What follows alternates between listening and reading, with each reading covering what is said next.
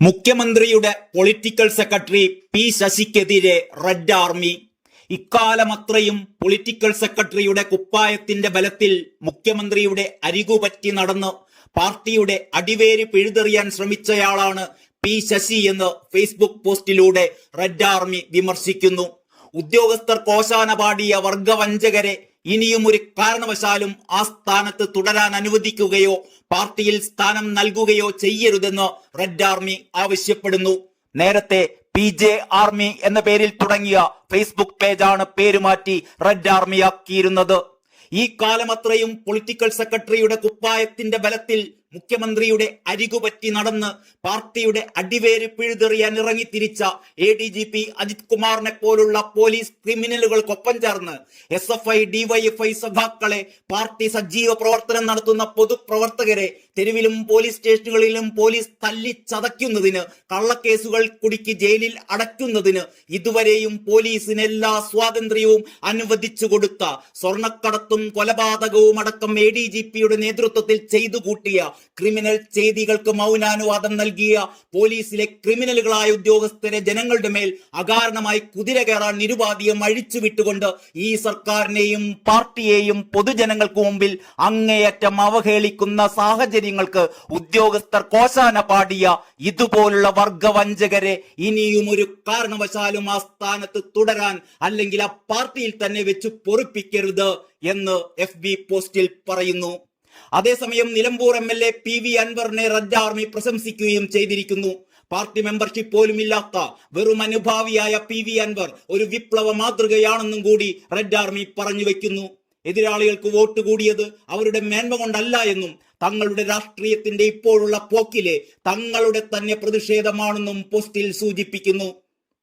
Facebook പോസ്റ്റിന്റെ പൂർണ്ണ രൂപം ഇങ്ങനെയാണ്: മുഖ്യമന്ത്രിയുടെ പൊളിറ്റിക്കൽ സെക്രട്ടറി പി ശശിക്കെതിരെ സഖാവ് PV അൻവർ അക്കമിട്ട് നിരത്തിയ ആരോപണങ്ങൾക്ക് മുഖ്യമന്ത്രിയും പാർട്ടിയും ഏറ്റവും ആർജവമുള്ള തീരുമാനം കൈക്കൊള്ളുമെന്ന് തന്നെയാണ് എന്നെപ്പോലെ ഏതൊരു ഇടതുപക്ഷ സഹയാത്രികന്റെയും ഉറച്ച വിശ്വാസം.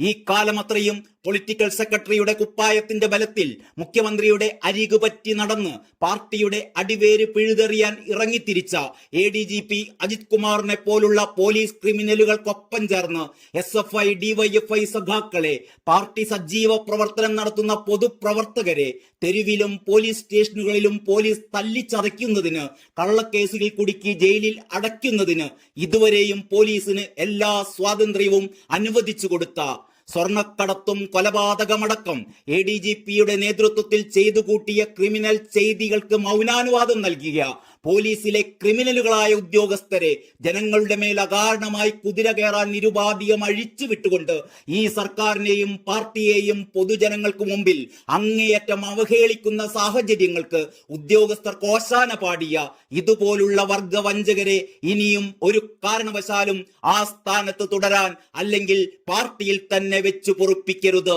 ഒരുപാട് കർഷകരുടെ പോരാട്ടത്തിന്റെ വിയർപ്പിന്റെ ഗന്ധമാണ് ഈ പാർട്ടി. പ്രതിരോധത്തിന്റെ പോർനിലങ്ങളിൽ മരണത്തെ ഭയക്കാതെ രക്തസാക്ഷിത്വത്തിലേക്ക് നടന്നു കയറിയ ഒരുപാട് ധീര രക്തസാക്ഷികളുടെ ചോര കൊണ്ട് തുടുത്തതാണ് ഈ പാർട്ടി. ഒരുപാട് പ്രവർത്തകരുടെ സഹനവും ത്യാഗവും ജീവനും ജീവിതവും പ്രതീക്ഷയുമാണ് ഈ പാർട്ടി. ഇന്നും ജീവിക്കുന്ന എത്രയോ രക്തസാക്ഷികളുടേതാണ് ഈ പാർട്ടി.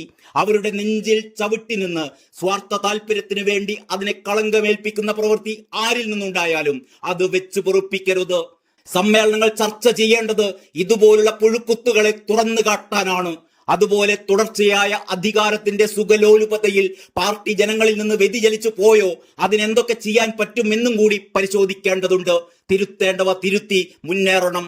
പാർട്ടി മെമ്പർഷിപ്പ് പോലും ഇല്ലാത്ത വെറും അനുഭാവിയായ സഖാവ് PV അൻവർ ഒരു വിപ്ലവ മാതൃകയാണ്. ബ്രാഞ്ച് സമ്മേളനങ്ങളിൽ ചർച്ച ചെയ്യപ്പെടേണ്ടത് പ്രാദേശികമായി പാർട്ടിക്ക് മുന്നോട്ടുള്ള പ്രയാണത്തിൽ ദോഷം വരുത്തുന്ന ശശിമാരെ കുറിച്ചാണ്. ഇക്കഴിഞ്ഞ ലോക്സഭാ തിരഞ്ഞെടുപ്പിലെ തോൽവി വരാനിരിക്കുന്ന വിപത്തിന്റെ അശരീരിയാണ്. എതിരാളികൾക്ക് വോട്ട് കൂടിയത് അവരുടെ മേന്മ കൊണ്ടല്ല, നമ്മുടെ രാഷ്ട്രീയത്തിന്റെ ഇപ്പോഴുള്ള പോക്കിലെ നമ്മുടെ തന്നെ പ്രതിഷേധമാണ്. അതൊരു സൂചനയാണ്. അകന്നു പോകുന്ന കണ്ണികൾ നമ്മളിലേക്ക് ഒന്നുകൂടെ ചേർത്ത് നിർത്തണം. വാക്കിലും നോക്കിലും രൂപവും ഭാവവും മാറണം. മനുഷ്യത്വപരമായ ഇടപെടലുകൾ കൂടുതൽ ശ്രദ്ധിക്കണം. വിമർശനങ്ങൾ ആരോഗ്യപരമായി ഉൾക്കൊള്ളണം. തെറ്റുകൾ തിരുത്തി നമുക്ക് മുന്നോട്ട് പോയേ പറ്റൂ. ലാൽ സലാം. ഇത്രയുമാണ് ആ ഫേസ്ബുക്ക് പോസ്റ്റ്. നന്ദി, നമസ്കാരം.